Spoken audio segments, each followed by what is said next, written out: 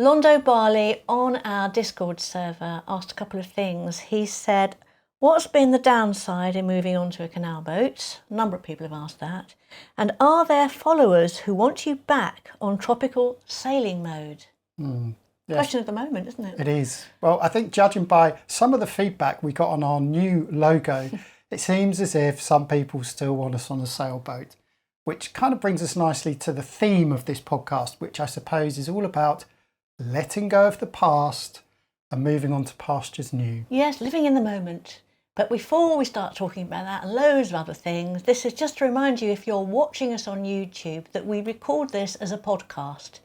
So if you don't want to watch these two ugly mugs, just listen to us on wherever you get your podcasts. Also, to those who are listening as a podcast, if you want to see these two beautiful people, just go to our YouTube channel and you can watch all this. Hello, I'm Liz. And I'm Jamie. Welcome to Follow the Boat, in which we discuss what it's really like to give it all up to live on a boat. And go travelling around the world. We've been doing it since 2006 and we're still at it. Each week we talk about our latest YouTube videos. And about boats, sailing, travel or anything else which floats into our heads. And if you leave a comment we like, we'll give you an answer and a name check. Peace and fair winds. Well, it seems as if Londo Barley has set the theme. I just wanted to read what his summary of what he thinks our new lifestyle is all about. Okay. He says, it seems to me that the transition was pretty easy after Esper was sold. It's mainly logistics and then only a matter of getting used to steering and a few things like getting to know about bridges and locks. A simpler boat life, which provides more free time to enjoy nature and life, plus great access to good services, parts and groceries. Yeah, so I think that's a pretty good nutshell I'd say it's of what we're doing. bang on it, yeah. And I would say there are loads of similarities and quite a few differences to our previous life. And he does ask about downsides as well, doesn't he? For me personally, I feel a lot less stressed. That's the number one upside. Let's start with upside. Let's start positive. Jollily. Yeah, I mean, the upside is the huge 10-ton weight that's come off my shoulders since we left living on the sea. It is, and I say this with the deepest respect for people who live on rivers, 10 times more difficult living on a boat on the sea. Do you agree? It is. And I think that's due mainly to the complexities of a sailboat. There are more parts and bits on a sailboat than there are on canal boats. But it's a bit more than that. I was chatting to our friend American this morning, actually, and I was saying, you know, one of the downsides that I've identified is that ability in Asia and places like Turkey, where if you needed something fabricating out of a bit of stainless or a bit of aluminium, you could draw it on the back of a fag packet, your little plan, and take it down to the local industrial estate, pay someone a few quid and literally sit there and watch him fabricate it. It was just so easy to get anything manual labour type thing. Someone I was reading, because we're looking at painting this boat at some stage, but to get it done professionally, you're talking 20 grand. And that would have been enough to completely rebuild Esper. I mean, we painted her. We had her cocooned and spray painted beautifully, professionally. It is a long time ago now, 12 years ago, 13 years ago, for about 2,000 quid. You know, not even. I mean, that was all the labour. That was they took it right back, built it all up, and then painted it. It was a massive job. It went over months. So you know, it's obviously more expensive these days, but still, you can't compare the difference in the prices for all the maintenance type work. Carpentry here. But it's not just the maintenance itself or getting someone to do that. What I was alluding to was, and I'll just give a quick example.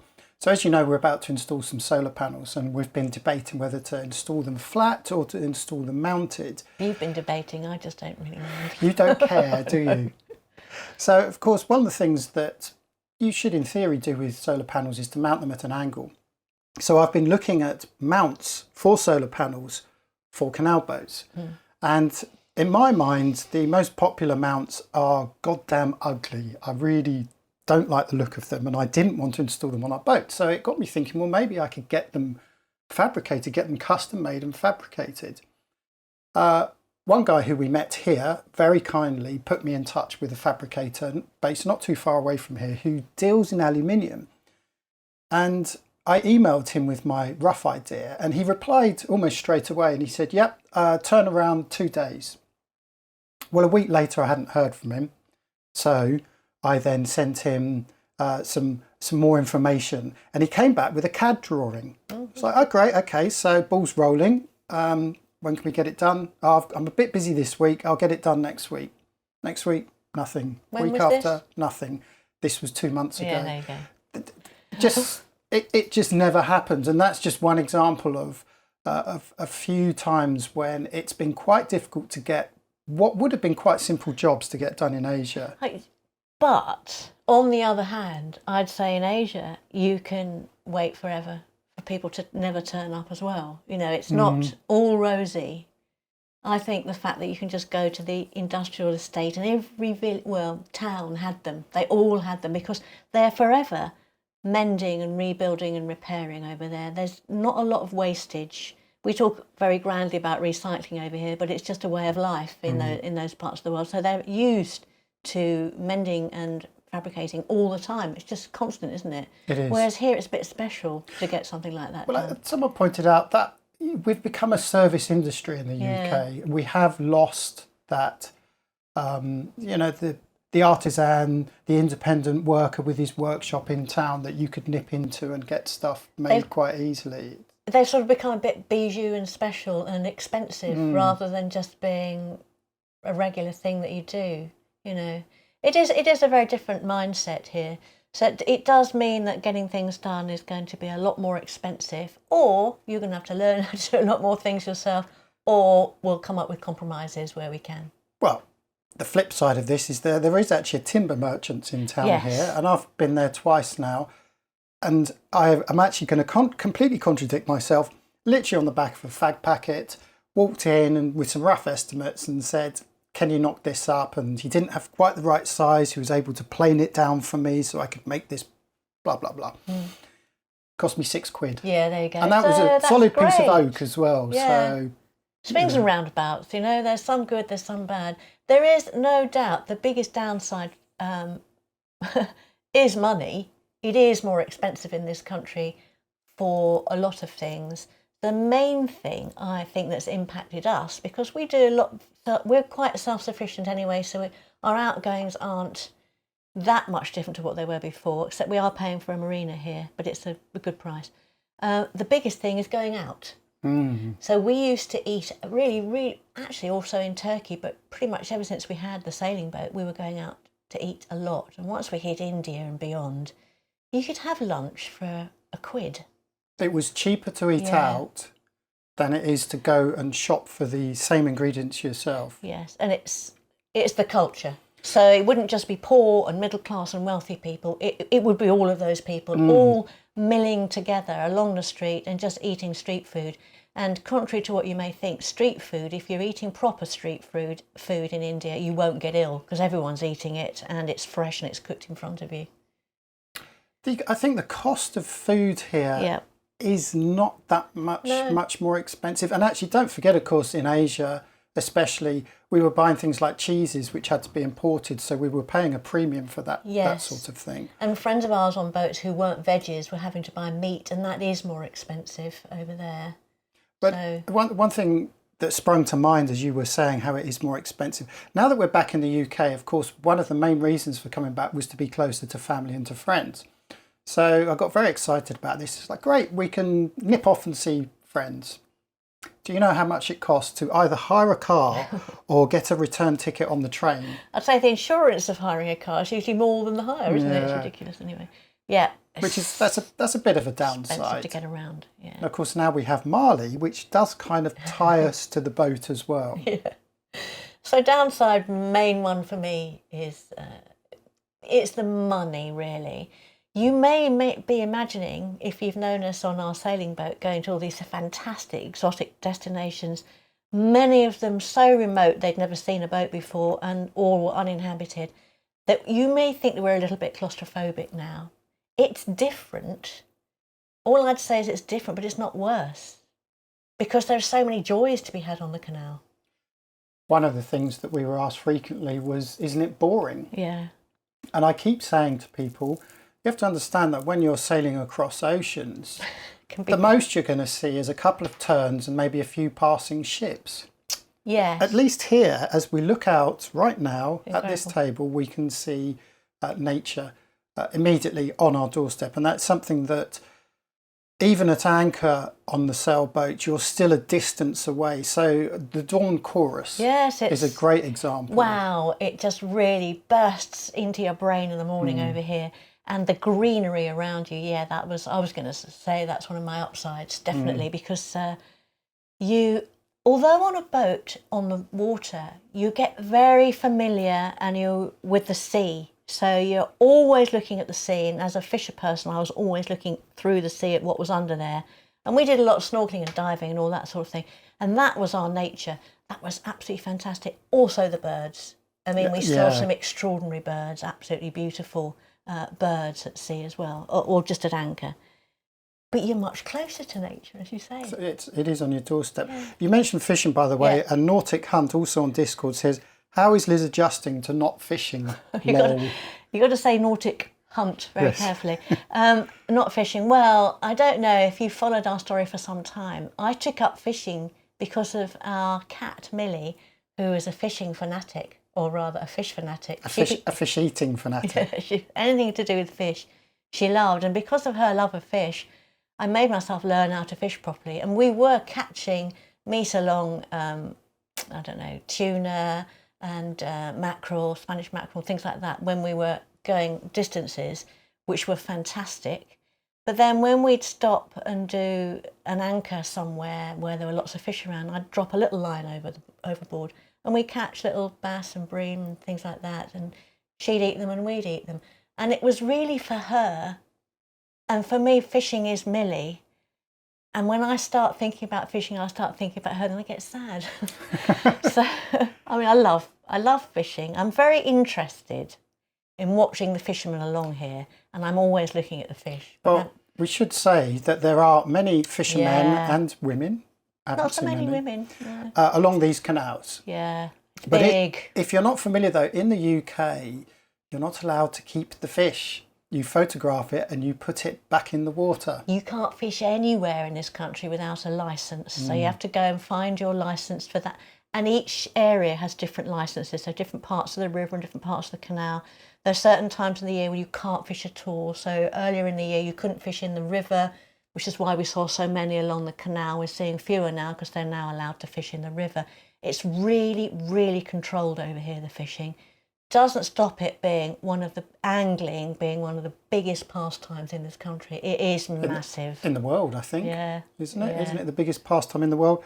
But of course, when we were fishing purely for food. It was it was to eat. And so, I mean, I'm fascinated by some of these fishing, and we see them all the time as you go up and down the canals. And on the whole, actually, most are quite friendly. I think they're really friendly. Yeah, they get their lines out of the way for you to pass, so I always feel obliged to at least wave and say hello. And of course, we're going slow enough, we can actually have a sort of 20-second conversation with them to ask them how... I always say, are they biting? How you doing? What you got? That sort of... It's always good. In fact, you don't do Facebook, but I'm on Facebook, and I'm on a few canal boat and canal sites, and there's always a discussion about fishermen. And some canal boaters don't like them. Well, they've got as much equal right to be on this canal. So don't steam through them. Give them the time. Sometimes they'll tell you whether they want you to go straight past or if you could go a bit slower or whatever. Ask them. If you're not sure what to do, say, what do you want us to do? And they'll tell you. But just have a two-way conversation. I've never had a bad conversation. Sometimes they don't hear you. Yeah, I think the odd fisherman is doing it purely to get away from the wife, the family, the job. And so they actually don't want to communicate with anyone at all. So fair enough. You have to kind of respect their privacy from that point of view. So Nance Lake, who has asked lots of questions actually on Facebook, she asked, what is the most useful thing on board? Oh gosh, what is the most useful? Well, so difficult to say because so many things are connected. Shall I try and answer? You've obviously got an answer. No, Smug look on your face. I haven't at all. In fact, I really struggled with this because I originally thought, well, surely it's the barge pole. We now have a barge pole. Never used it. Very kindly donated by Dad, Mum and Dad, thank you, which we've now linseeded and prepared, and it looks beautiful. Fortunately, we haven't had to use it yet. No, we haven't. It's the same with a passerelle. We've got a passerelle. So if we're somewhere where you can't get close to land, a passerelle is like a long straight plank, isn't it? Really, it's a plank. Yeah. It's a posh word for a plank to get you. We haven't had to use that either yet. So, and we haven't had to use our anchor. That's going to be interesting because we know all about anchoring and we know what anchor we like. But the boat came with an anchor, and I'm really interested to find out if it works. Anyway, we'll find out. I don't think there's one most useful thing I can say because it's all kind of part of one thing.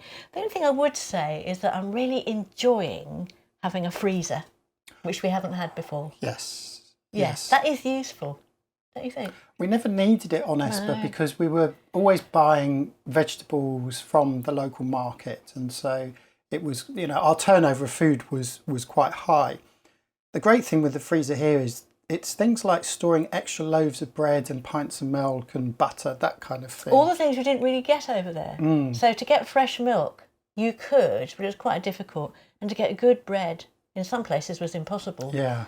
So we did gorge ourselves when we first got here on things that we couldn't get. Yeah, so the freezer is useful. Doesn't it sound odd? We're in a much colder country and yet we're finding the freezer more useful. But because we do one big shop, which we have delivered. Again, can't get over that. That is amazing. So we get a big delivery every week and we stock everything up. And we were able to do that. You couldn't do anything like that in the tropics. You couldn't keep anything for very long because if you left something undone, immediately it was full of ants or whatever it was. It was always full of insects immediately and things went off immediately. And so I'm getting my head around the fact that things don't go off anymore. And that's great. And the freezer's brilliant. Brilliant. Yeah. I have just thought of probably my favourite thing, most useful thing on the boat. Yes. I think is Marley. Oh, of course. Our dog. At a serious point, because he makes me get off the boat and do exercise. That is a really good point. And I always said this, and I've said it in a previous episode, that the thing I was looking forward to most, apart from companionship, was the exercise that you have to do. And of course, being on the canal boat, and this is something we've discussed previously, on the canal boat, it's so easy just to hop off onto the towpath and straight away you've got your dog walk sorted. Yeah, no, I absolutely agree. And originally I thought I was going to be out all the time, but you go out with him more than I do. I tend to do the morning one, and I'll come out with you in one walk later in the day. Although a couple of times recently it's both of us together. Yeah, but it's nice. Basically he loves it when we are both going for a walk with him. Yeah. So it's keeping us fit. It's brought us together as well. Okay, so I think we've done that subject to death. But since we were just talking about Nance, and I guess we should conclude this little section with a little quote from her. I'm so enjoying seeing you familiarise yourself with a totally new mode of transport and seeing you settle into a new pace of life. Your updates from Happy Days are a lovely, gentle watch. Good. Thank you. Keep bobbing along that stretch and showing us the views for as long as you like. I'm sure you will. Yes, that's great because we are kind of stuck here for a little bit while we do various amounts of work on the boat. So we're not going to be running around all over the UK immediately. But there is so much to see along here. Each time we go out, even to the same place, we find something different. So we will continue to bring that. And as the seasons change, it's going to look different as well. Yeah, and I think for those of you who may be unfamiliar with our channel, it wasn't unusual during our time on the sailboat to be in one place for many weeks, if not months at a time. But that didn't mean that every episode was the same. It's not just a case of vlogging our journey to the lock and back again. We're trying to find a slightly different take on each episode that we do. Yeah, I mean, a bit boring just logging a journey from A to B. I think because it's in our nature to do a little bit of research and check out an area. So the two main things really are the culture and the history of a place. And of course we're in England, where there's so much history. Well, we're every talking, inch. Let's talk a bit about. All right. Let's talk about that. Sorry. Yeah, we can talk about that now. Actually, yeah, that leads us nicely into the next kind of area, topic of discussion. Yep. Did you know that liking and subscribing on YouTube or wherever you get your podcasts helps us to get noticed? Go on, give us a helping hand. I have a very poignant comment put under one of our YouTube episodes recently. Normally we name check people. I don't want to read his name out because I think it's a little bit sad, actually. He said, "Thanks for another video on the water. I wish my wife was interested in having a life beyond 14 hours of TV a day." Oh, God. When I read that, I groaned out loud. I mean, I don't know if it's a joke, whether it's really true. If it's true, that's incredibly sad. And I don't know how he can stay with her. I'll go that far. The idea of watching the TV all day long, just... I suppose if you're... I imagine if you're bedbound, Yeah. then the TV is very useful. If you simply cannot get away, then it's great. But if you can get away, I think you really should, don't you? Yeah. Well, I would positively encourage people to watch YouTube videos, especially canal channels, canal boating channels. Do keep watching those. But it's something we've always said, isn't it? That outside of the boat life, it's important, we feel, it's important to have interests. Yes. And you and I have completely different interests as well.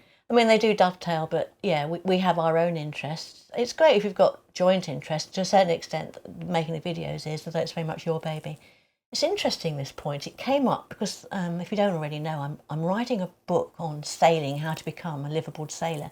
I was actually writing the bit where I talk about having hobbies and how over the years we've met potters, artists, writers, photographers, and most recently, I haven't met her, but on one of the canal boat tubes, YouTube channels, is Fran, and she weaves. She's got her own weaving set up on a narrowboat. Incredible. She even spins.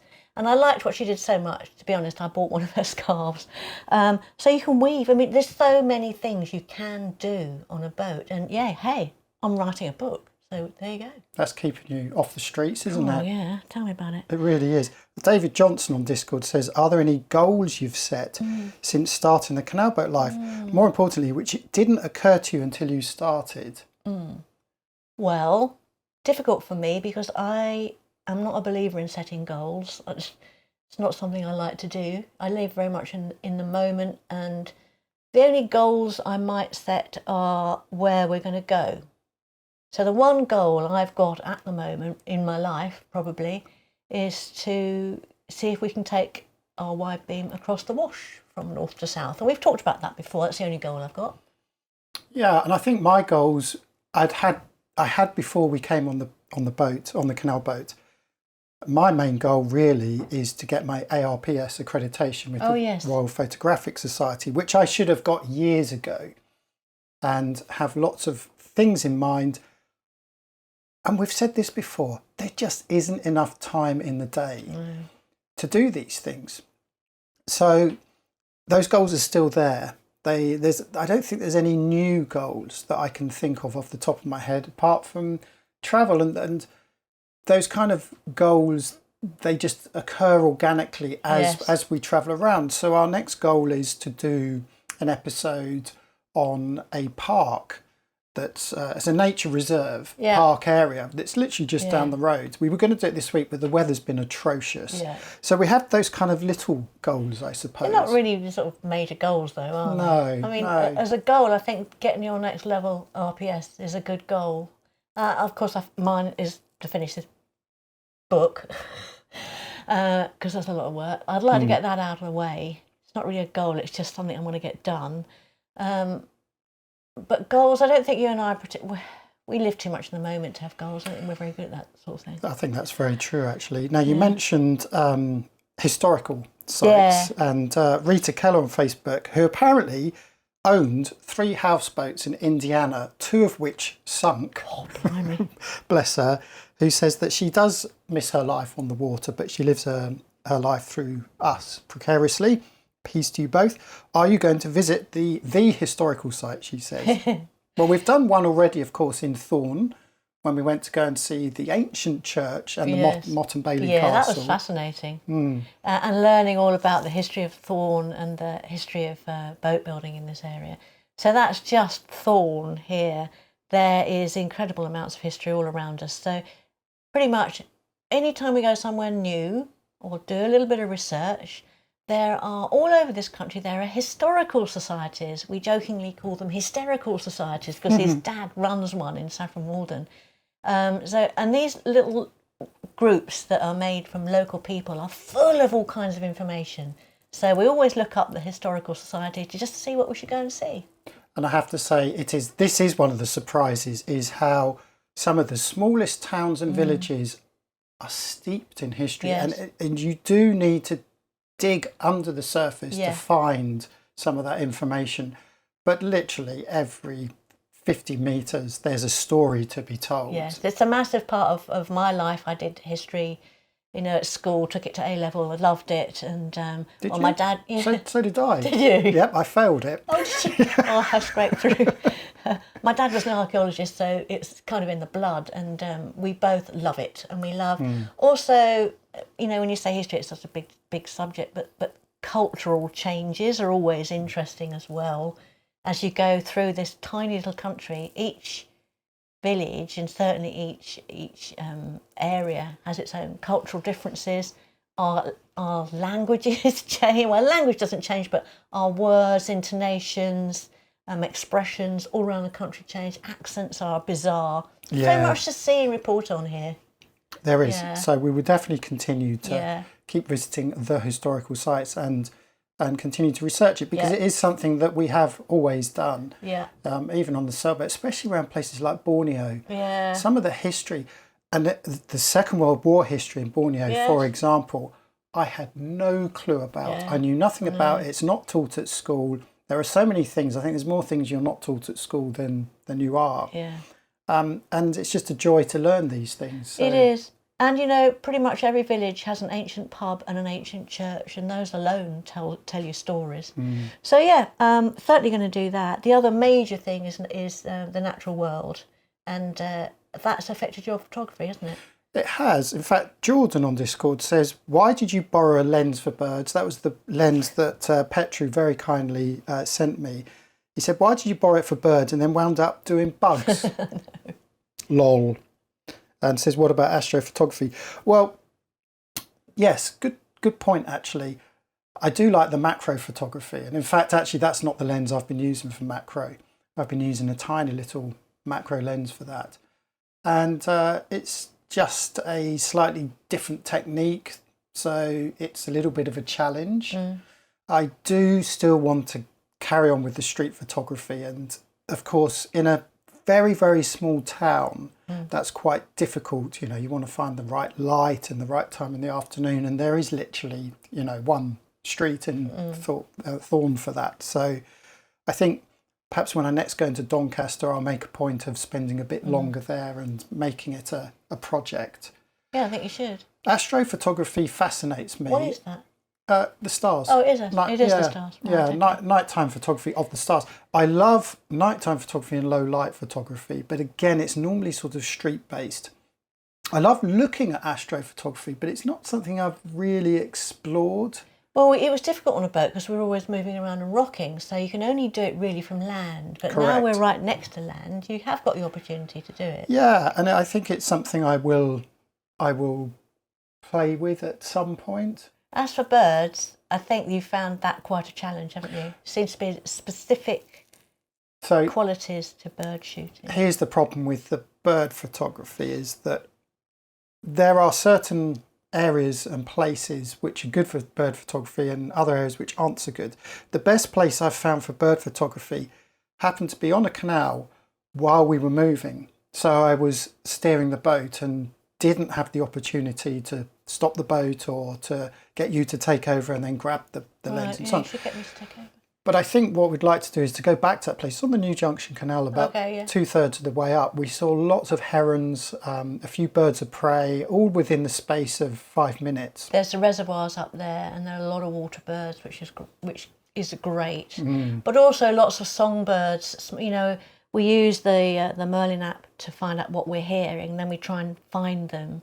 And I've heard some tree creepers and gold crests and things like that, and I'd love to be able to see them. So that involves patience.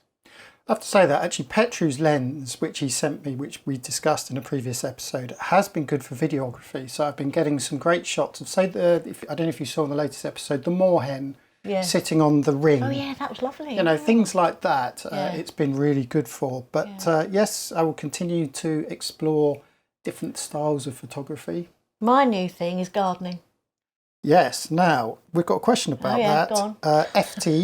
FT on Facebook says, how did you get on with the seeds? Well, so I sprinkled some seeds on our rear fenders, they're rope fenders, in the hope, they were all wildflowers, in the hope that I would be able to produce a beautiful wild flower garden on the back of the boat, just like Vanessa has on the Mindful narrowboat. But nothing happened.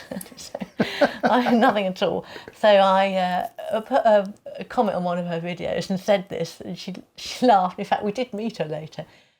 She laughed and she said, well, you do need to put a little bit of soil in there. You do. Then it needs to be wet. You've got to get a little bit of soil in there so that the seed has some way of clinging onto something.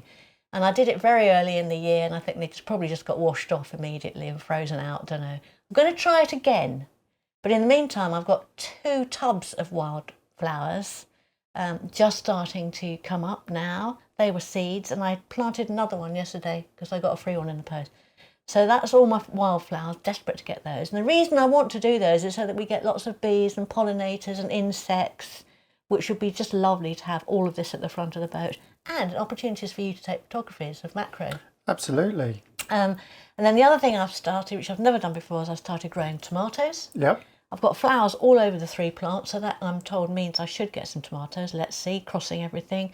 I've got some supermarket herbs I thought I'd try. They're notoriously fickle. But the one that's gone ballistic is the chives. Chives are enormous. It's a great enormous. I keep repotting it. And we've got a few others. So the parsley equally won't stop. Got some basil. It's a bit up and down. And it's likewise the mint. And I've got some flowers growing. So all of this is at the front of the boat. Very excited and loving it. Yeah, I don't think we've shown it on an episode yet. We really should. We should show you Lizzie's garden. Being contrary in her garden with her little watering can. It's a jungle. It's the jungle out there, but it won't always be a jungle. Once you've sorted out where all the solar panels are going and we've got some space on top, I do want to put a garden on top as well. Get some of those off the front. Sorry for interrupting, but while I've got you here, if you like what we do and you want to support us and become a Patreon, or join us on FTP Mates, or even drop a quid in the rum fund, go to fulloftheboat.com/pub. Of course, come to the pub. We had a question from Babs on Facebook. Hello, Babs. How you doing, mate? She said, how easy is it to find suitable spots to tie up to? Can you just put a peg in if there aren't formal mooring spots, or is it very constrained? I'm assuming it's not quite as free as being able to anchor. I would say it's the opposite of that. The fact is, you are allowed to moor up pretty much anywhere on the canal network, apart from those little spots by locks, which are designed just for boats passing through. But on the whole, yes, you literally can put a peg in the side or tie up to the railing. You might have some bollards as well. Yes, it is very similar in that respect to anchoring, I suppose. Yes, it is. I mean, you can drop an anchor anywhere. The only thing you have to worry about is what's underneath you. Is that true? Can you drop an anchor anywhere? Are there places where you can't? Sorry, you're talking about on a sailboat? Yeah. Oh, sorry, I thought you meant on a canal boat. No, because she's comparing the two. Yes, you can. Obviously, with your nautical charts, it will tell you if it's a restricted area. It could be an area where the Navy are based, and you'll see some dotted red lines. It could be a national park where you're not allowed to anchor. But generally, on the whole, you can pretty much anchor anywhere. So it's similar. It is. It's about the same, yeah. And so mooring anywhere on the canals is the norm. But you do get places that are private. So you just have to look out for those. It's all indicated on all the maps and everything. And a lot of people don't like to, but you can just put a peg in anywhere, just as she says, and just as you said, you can put a peg in anywhere, I think. I think so, yeah. It depends, but you may not want to put a peg in some places. If you've got a very low sloping bank, you can't get very close to the shore, you know. There are those considerations. They're is it topographical? Yes. Considerations. So as long as it's feasible physically to get the boat there, don't see why you can't. Yeah, the only other thing I'd say is just think of other boaters. Yeah. So it's corners. Yes, corners. On a narrow channel, you don't want to be anchoring on a corner, tied up on a corner.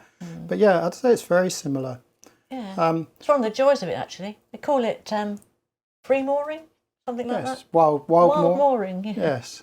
Well, talking of sort of navigating and cruising, both David Johnson and Jordan wanted to know about if we're planning to travel away from the boat and if we are looking to even record some of our adventures away from the boat. Yeah. I think what they're thinking is, are we going back maybe to Malaysia or to Indonesia for a holiday, and would we record it? Yeah, we'd certainly record anything that we did, is my immediate response.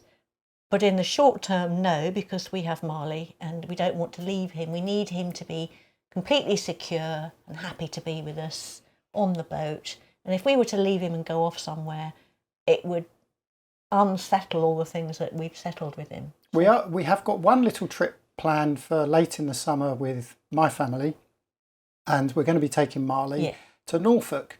And we're hoping this is going to be the first time Marley will see a beach and the sea. Very excited. So we're very keen to, and we will record that. And I'm looking forward to doing quite a bit of photography. It's got a pier. It will be very picturesque. Be like the old days at the seaside. Yeah. With the dog, yeah. So yeah, I think I'd love to go back and have another look at it. Be interested to see if there have been any changes. I would have to really struggle to think about where I want to go though, because I don't like to go back. I always want to do something different. So I would imagine we might go somewhere in Borneo that we haven't been before, something like that. We need to talk about our logo. It's new, it's out there. If you're watching it, you'll see it on YouTube, it's on Facebook, pretty much in most places. We haven't quite done them all yet, but it's on our website. The new logo is there and it's there to stay, but I think you've got a lot of things you want to say. Well, partly because of some of the feedback that we got on the new design. A few things to put in context. The first thing I should say, actually, which we weren't explicit about, is that this logo is really specifically for social media. So you'll notice I'm wearing, if you're watching this on YouTube, I'm wearing our original Esper logo. So this was our official logo.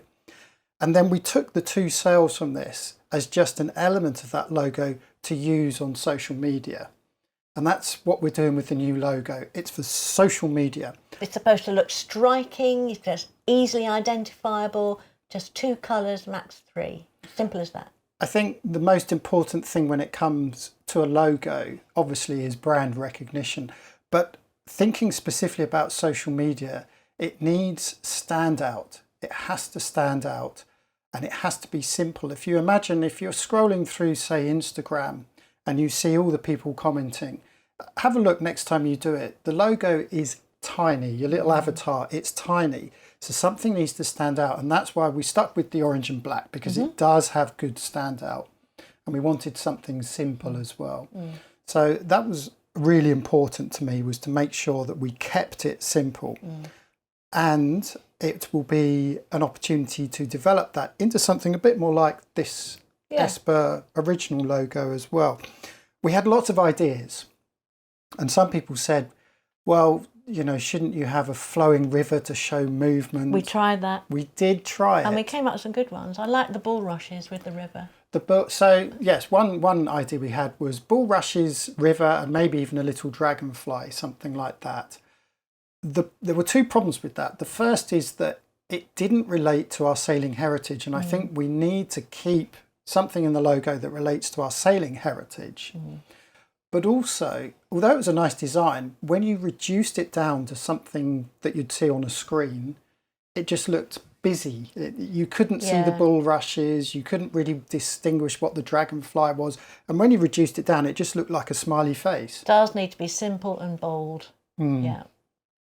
So I know that when you put this on YouTube, you asked people what they thought, and you got mixed reactions, didn't you? Discord, everyone loved it. Yeah. And Facebook as well. But on YouTube, yes, there were mixed reactions. I mean, lots of people did like it, but a few people said, no, I preferred your old one.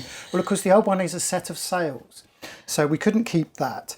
And we decided to go for the bollard because it's something that every single boat owner uses. In no matter what kind of vessel you are based, you use one, because when you tie up ashore to go and see somebody or have a cup of tea, you've got to use some kind of method to tie up, and bollards are instantly recognisable from the QE2 to us. Yes, I agree. Everyone uses them. And in fact, we use them more now on the canals than we do on a sailboat. Obviously, you're not tying up when you're travelling many days across an ocean, but on a canal boat, excuse me, you're tying up every single night, wherever you are. Yeah. So it's an important part of what we do. It may be a peg, it may not be a bollard, but we're always tied up. But I think some people had a problem with the fact it didn't show movement. You know, we wanted to show, they wanted us to see this movement. But all I'd say to that is that I think, don't think too deeply about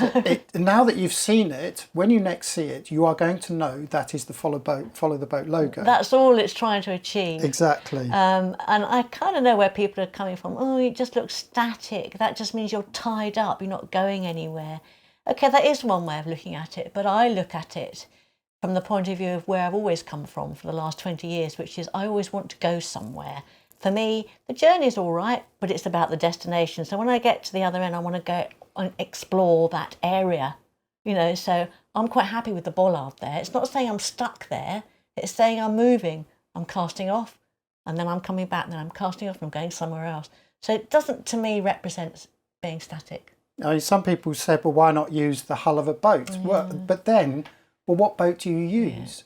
If you use a sailboat, well, again, that's not going to be relevant. We did draw up, and you worked on this, didn't you? Some widebeam, you know, like a profile of a widebeam. Just not pretty. They're ugly. They don't have the same resonance that sails. Everybody knows what a sail is. You don't have to be ever have gone on a sailing boat or know anything about sailing to know what a sail is and what it represents. Whereas a bulky, weird-looking widebeam front doesn't say anything to anybody, I'm afraid. No. Wouldn't have worked. But anyway, we will continue to work around the logo. Our supporters on Discord and also on the FTB section of followtheboat.com, we've been posting up all our previous designs and ideas, and we've got lots of great feedback from them. And I'm happy to say those supporters who have seen the new logo love it. But we will continue to work on some of these other ideas, like the bulrushes ideas, the river, dragonfly, that kind of thing. This is the logo? No. I'm thinking of merchandise. Oh, okay. Things like this, like this T-shirt that I'm wearing. Yes, so we incorporate the bollard into new designs. Yeah, if we could find something like the Follow the Boat new design. I am working on one at the moment. Just make it a bit more fun. Yeah. For a T-shirt. Yeah. Wouldn't dream of putting that logo on a T-shirt, as we didn't with the previous one. No, and as you can see, if you're watching, the two sails are there, but it's part of a bigger picture. Yes, exactly. So yes, it's really that logo. It's all about the social media standout, and I stand by the fact that still has very good standout. Yes, I agree with you. Well done, us. Actually, it was joint effort, wasn't it? Well, it was your concept, actually. Was it? Yeah, you came up with the idea. So if you don't like it, blame her. I'm afraid you are stuck with it, folks, and but we really do appreciate you bothering to take the time to show an interest. It's great, isn't it? Yeah, I mean, there were quite a few nice comments to make. I just wanted to read Sandstone on Discord, who said, I'm not a fan of change, so I wasn't looking forward to you changing your logo.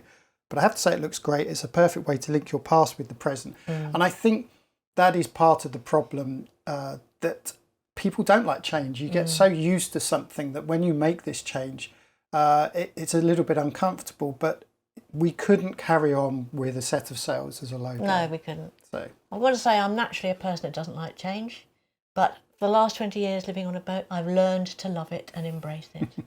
We're going to finish with the weather because we're English, and that's what we do. We always talk about it, and it's been really hard not to talk about it until now. Recently, the weather over here has been hot. We've had yellow alerts and all kinds of alerts throughout the country. I did hear on the radio we've had the hottest day, certainly this year, probably this century, I don't know. It's been very hot. I think in Yorkshire, where we are, it's not been as hot as it has been in some places down south, but we've certainly been having everything open, front and back, top, T-shirt, everything hanging out, and it certainly has been a bit warmer over here. Now, it's a bit of a joke that the Brits can't cope with weather. Well, hot weather, isn't it? But it seems to be. No, the joke is that we complain about it when it's on a day like this, where it's overcast and a little bit drizzly, and we say, "Oh, it's never sunny," and then when the sun comes out, we complain that it's too hot. Yeah. But the thing I wanted to say was, I wonder if it's easier for us on a wide beam compared to a narrowboat, because I've seen a lot of narrowboaters on YouTube complaining about the heat, and they look really hot. Is it because there's a lot less air inside that boat? Are they not getting the through draft? I mean, I can't comment personally, so I can't make that comparison, but I imagine being in 6'10" wide, surrounded by steel, is going to be a lot hotter. We do have good airflow through here. Yeah. We've not been able to open the roof, actually, which has been the hatch. As you saw in the last episode, we've been painting that, and we've got to fix a few things on it before we can open it up. So there was a period when we had blazing sun come through the windows and we couldn't open it up to let the airflow through. That was hot. That was hot, but we've got the duck hatch and we've got a nice open front to allow the airflow through. So I think for us, coming from the tropics, it's not a big deal because we're used to sitting there sweating our balls off, excuse me. Well, in the tropics, when it's hot, you haven't just got the heat to worry about. It feels with the air that you're wading through water as you walk, because the humidity is off the scale, and it seemed oppressive, very oppressive. And we haven't had that here. There's usually a light touch in the air. Also, at night, it definitely goes down here, which it didn't in the tropics. It was pretty much the same throughout the day and night. So, I mean, can't keep banging on about the tropics, but we're English and we're talking about the weather, and we will if we intend to. And one more note on the weather: wind. Yes. On a sailing boat, wind is your friend. You love it. When it's windy, 20 knots plus, get out on the boat. You can really go places, no engine. You can have a fantastic time. Although, having said that, it's often going in the wrong direction. Wind is what you want on a sailing boat, and it's definitely not what you want here. We've covered this, haven't we, in a couple of previous episodes. And in fact, we were due to move the boat yesterday. Not every Tuesday, but on Tuesdays they do shot blasting in the shed right next door to Happy Days. So we've got appointments in the calendar. The office has told us when they're doing shot blasting. So we tend to go out when they do that, because when the wind is blowing the wrong direction, we get covered in crap. So we wanted to move the boat yesterday, and we were planning to go off for a few days. It was so windy, I didn't even take the boat round the next corner because we saw boats coming up and down here, and a few of them struggled. They did, and we've struggled in the past, as you know, if you've watched the channel with wind. So it's quite interesting, and that is a downside. It's something I had never considered before we got on a boat, that we need to be, when we're looking at the weather, as we've always done, we need to be thinking much more about wind. We're not really worried about sun and rain, but the wind will affect us, and not such a good way as it did on the sailing boat. There you go. There you go. So a summary then of letting go of the past and embracing our current lifestyle. Hope you enjoyed the chat. Don't forget, this is a podcast, and so we've got no B-roll or overlays, but we will return with an episode, a normal episode, next time. In the meantime, please do just click that like button and subscribe to the channel if you haven't already, because it really does help us with the old algorithm. And sign up on followtheboat.com for email updates as well. Indeed. So, peace and fair windings.